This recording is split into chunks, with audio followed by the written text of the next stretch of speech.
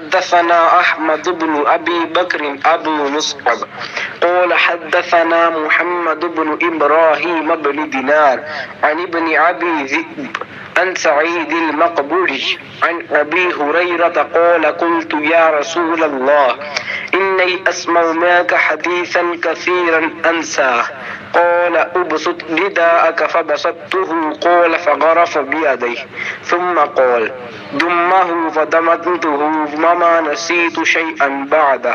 حدثنا إبراهيم بن المنذر قال حدثنا ابن أبي فديك بهذا أو قال غرف بيده بفيه.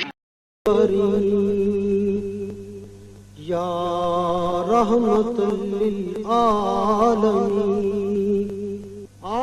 آئینہ رحمت بدن سانس. ابو ہریرہ رضی اللہ عنہ کہتے ہیں کہ میں نے عرض کیا یا رسول اللہ میں آپ صلی اللہ علیہ وآلہ وسلم سے بہت باتیں سنتا ہوں مگر بھول جاتا ہوں. آپ صلی اللہ علیہ وآلہ وسلم نے فرمایا اپنی چادر پھیلاؤ.